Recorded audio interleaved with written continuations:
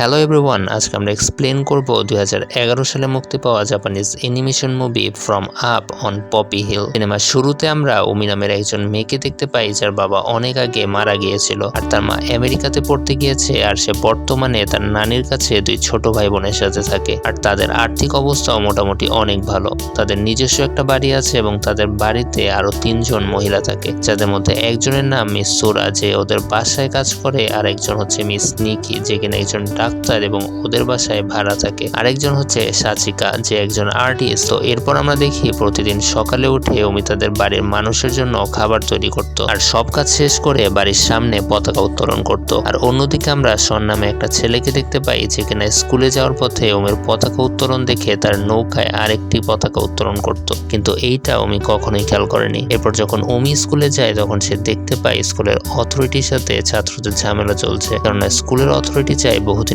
পুরানো বয়েজ ক্লাবটি সরিয়ে সেখানে তারা একটা নতুন ভবন করবে, কিন্তু স্কুলের ছাত্ররা এতে মোটেও রাজি না, কারণ এই ক্লাবে তাদের অনেক পুরানো স্মৃতি জড়িয়ে আছে। আর এই ঝামেলার মধ্যে আমরা দেখতে পাই শন নামের সেই ছেলেটা ছাদ থেকে লাফ দিয়ে পুকুরের মধ্যে পড়ে যায় আর এইটা দেখে উমি শনকে বাঁচানোর জন্য যায়, কিন্তু তখনই উমি বুঝতে পারে ওর মূলত কিছুই হয়নি, ও স্কুল অথরিটির দৃষ্টি আকর্ষণ করার জন্য এই কাজটি করেছে। এইটা বুঝতে পেরে উমি শনকে আবারও পানিতে ফেলে দেয় আর রাগ করে সেখান থেকে চলে যায়। আর এইখানে আমরা জানতে পারি উমি মনে মনে শনকে পছন্দ করে। পর উমি স্কুল থেকে বাসায় ফিরে রান্নাঘরে সবার জন্য ডিনার তৈরি করতে থাকে। এটা দেখে তার নানি তাকে বলে, বাসায় একজন কাজের লোক থাকতেও তুমি এত কাজ করো আর এই জন্য আমি তোমাকে এত পছন্দ করি। এরপর তার নানি তাকে আরো বলে যে আমি জানি তুমি তোমার বাবাকে অনেক ভালোবাসো, এই জন্য তার স্মরণে প্রতিদিন তুমি বাড়ির সামনে পতাকা উত্তোলন করো, আর আমি দোয়া করি একদিন তোমার জীবনেও তোমার বাবার মতো কেউ একজন আসবে যার জন্য তুমি তোমার বাবার কষ্ট ভুলতে পারবে। আর পরের দিন আমরা দেখি উমির বোন সুরা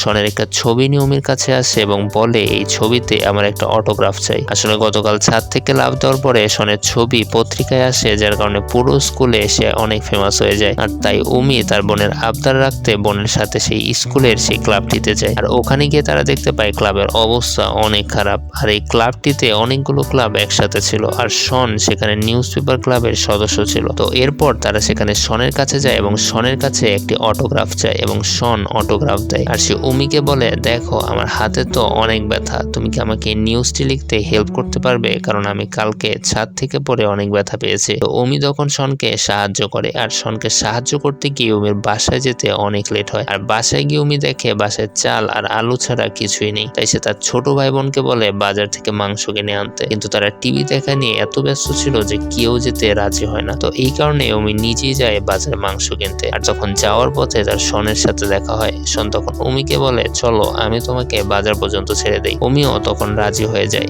আর এরপর আমরা দেখি তারা দুইজন মিলে বাজারে যায় আর উমি সেখানে কেনাকাটা করে। আর এরপর ফেরার পথে শন উমিকে একটি বিস্কুট কিনে দেয় আর উমি সেটা খেতে খেতে বাসায় আসে। আর তখন সাচিকা যে কিনা উমিদের বাসায় ভাড়া থাকে সে উমিকে বলে, আমি প্রতিদিন দেখি তুমি যখন পতাকা উত্তোলন করো তখন একটা নৌকা থেকে পতাকা উত্তোলন করে তোমার জবাব দেয়। এরপর দিন উমি যখন স্কুলে যায় তখন দেখে বয়েজ ক্লাবটি ভেঙে ফেলা হবে আর এই জন্য একটা ডিবেটের আয়োজন করা হয়েছে, যেখানে কিছু ছাত্র ছিল যারা ক্লাব ভাঙার পক্ষে আর কিছু ছাত্র ছিল বিপক্ষে। আর ডিবেটের এক পর্যায়ে ওদের মধ্যে ঝগড়া লেগে যায় আর সেখানে স্কুলের প্রিন্সিপাল আসে আর তাকে দেখে সব ছাত্ররা মিলে গান গাওয়া শুরু করে দেয়। তো প্রিন্সিপাল মনে করে কোনো ঝামেলা নেই, তাই সে সেখান থেকে চলে যায়। এরপর আমরা দেখি বাড়ি ফেরার পথে শন আর উমি একসাথে গল্প করতে করতে আসছে। তখন উমি শনকে বলে, তুমি যদি ক্লাবকে রক্ষাই করতে চাও তাহলে ক্লাবটিকে কেন পরিষ্কার করে সুন্দর করে রাখো না। উমির কথা শুনে শন আর কিছু বলে না। এরপর উমি যখন বাসায় আসে তখন সে জানতে পারে তাদের বাসায় যে ডাক্তার মহিলাটি থাকে সে অন্য জায়গায় বদলি হয়েছে, যে কারণে সে অন্য জায়গায় চলে যাবে। আর যাওয়ার আগে সে একটা পার্টি করবে এই বাড়িতে।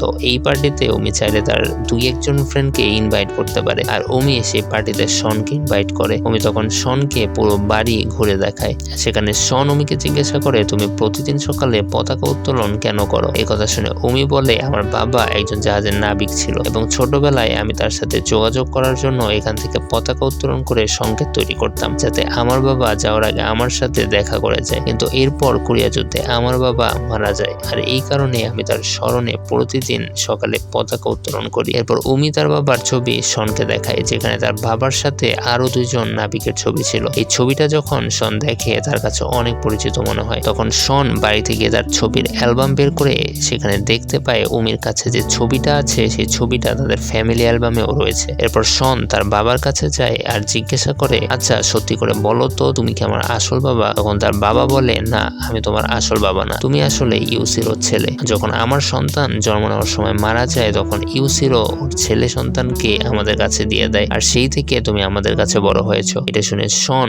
অনেক কষ্ট পায়, কেননা ইউসিরো হলো উমির বাবা, তার মানে উমি আর শন ভাই বোন। আর এইটা জানার পর থেকে সে উমির কাছ থেকে দূরে থাকতো। আর এইটা দেখে উমি একদিন শনকে সরাসরি বলে, তুমি কি আমাকে পছন্দ করো না? তুমি যদি আমাকে পছন্দ না করো তাহলে এখনই বলে দাও। তখন শন বলে, ব্যাপারটা এমন না, আমি যেটা বলবো সেটা যদি তুমি শোনো তাহলে শকড হয়ে যাবে। তারপর শন উমিকে সকলে বলে যে আমরা একই বাবার সন্তান আর আমরা আপন ভাই বোন। এটা শুনে উমি অনেক কষ্ট পায়। আর এরপর আমরা দেখি পরদিন সকালে উমি আবার বাবাকে স্মরণ করে পতাকা উত্তোলন করছে, আর অন্যদিকে শনরা সবাই মিলে তাদের বয়েজ ক্লাবটি পরিষ্কার করছে। কিন্তু তারপরও স্কুল অথরিটি তাদেরকে জানিয়ে দেয় তারা ক্লাবটি ভেঙে একটা নতুন ভবন তৈরি করবে। তখন বয়েজ ক্লাবের লিডার যার নাম শিরো, সে শন আর উমির সাথে স্কুলের যে চেয়ারম্যান ছিল যে টোকিওতে থাকে তার কাছে যাওয়ার জন্য রওনা দেয়। আর তারা সেখানে স্কুলের চেয়ারম্যানের কাছে গিয়ে তার কাছে সবকিছু খুলে বলে। আর তখন স্কুলের চেয়ারম্যান তাদের ক্লাব নিয়ে তাদের আবেগের ব্যাপারটা বুঝতে পারে আর বলে, আমি আগামীকালকেই তোমাদের স্কুলে গিয়ে দেখে আসবো। এরপর শিরো বলে, টোকিওতে আমার একটা চাচার বাসা আছে, আমি সেখানে দেখা করতে যাব, তোমরা বাড়ি চলে যাও। এরপর উমি আর শন ট্রেনে করে বাড়ির উদ্দেশ্যে রওনা দেয়। আর এরপর বাড়িতে ফেরার পথে উমি শনকে বলে,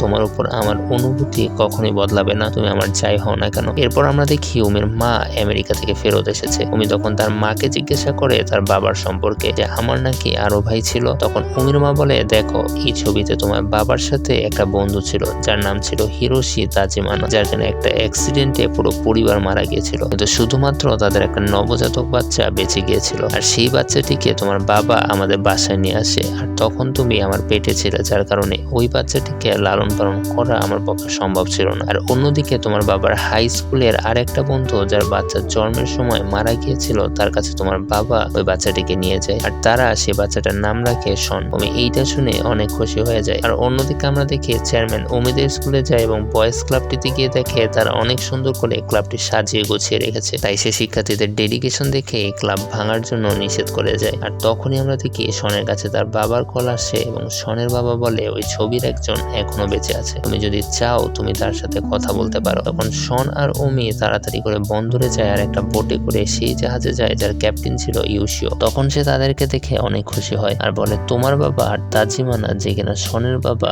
আমরা অনেক ভালো বন্ধু ছিলাম। তাদের মধ্যে তাজিমানা অ্যাক্সিডেন্টে মারা যায় আর তোমার বাবা যুদ্ধে মারা যায়। তোমাদের দেখে আমার অনেক ভালো লাগলো। আর এরপর দিন আমরা দেখি উমি প্রতিদিনের মতোই তার বাবার স্মরণে পতাকা উত্তোলন করে, কিন্তু এখন সে তার ভালোবাসাকে পেয়ে গিয়েছে। আর এখানেই সিনেমাটি শেষ হয়ে যায়।